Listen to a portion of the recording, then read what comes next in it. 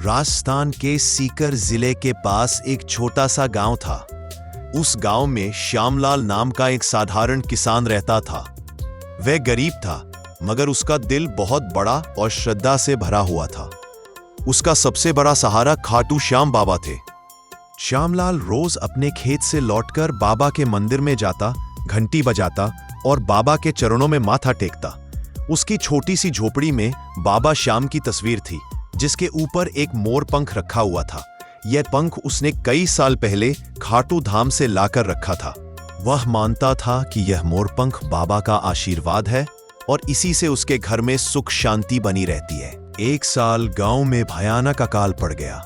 बारिश बिल्कुल नहीं हुई, कुएं सूख गए, खेत बंजर हो गए। गांव वाले परेशान हो गए। किसी के पास खाने को अनाज नहीं, किसी के पास मवेशियों के लिए चारा नहीं। श्यामालाल के पास भी न कुछ बचा था, न खाने का सामान। उसकी पत्नी और बच्चे भूखे सोने लगे। लेकिन श्यामलाल फिर भी रोज बाबा श्याम से कहता, बाबा आप ही तो हमारे सहारे हो, आप चाहो तो पल भर में सब बदल सकता है। एक रात जब पूरा परिवार भूखा सोकर पड़ा था, अचानक श्यामलाल को लगा कि घर में हल्की सी चमक फैल रही है। उसने उठकर देखा तो चौंक गया। बाबा श्याम की तस्वीर पर रखा मोर पंख सुनहरी आभा से चमक रहा था। धीरे धीरे उस पंख से एक ठंडी हवा फैली और पूरा कमरा रोशनी से भर गया। श्यामलाल की आंखें नम हो गईं। उसी समय उसे एक आवाज सुनाई दी, श्यामलाल विश्वास रखो, ये मोर पंख तुम्हारे दुख हरने आया है। कल सुबह जब सूरज निकलेगा तुम्हें मेरी कृपा का अनुभव होगा।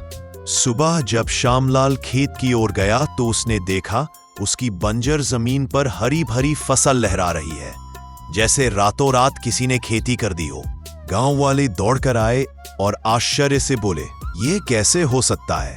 जहां हम सबकी जमीन सूखी पड़ी है, वहीं तेरे खेत में इतनी हरियाली। श्यामालाल ने आंसुओं से भरी आंखों से बाबा श्याम की ओर हाथ जोड़ दिए और कहा, ये मेरा नहीं, मेरे बाबा श्याम का चमत्कार है। ये मोर पंख ही उनकी कृपा का प्रतीक है। धीरे धीरे उस खेत की फसल से श्यामलाल ने पूरे गांव को अनाज बांटा। किसी को भूखा नहीं रहने दिया। सबने मिलकर बाबा का भजन किया। गांव के लोगों ने कहा, श्यामलाल तेरे घर का मोर पंख सिर्फ तेरी रक्षा नहीं करता, बल्कि पूरे गांव को जीवन देता है। तब से गांव वालों ने भी अपने अपने घरों में बाबा श्याम की तस्वीर और मोर पंख रखने शुरू कर दिए। श्यामलाल की यह कथा पूरे इलाके में फैल गई।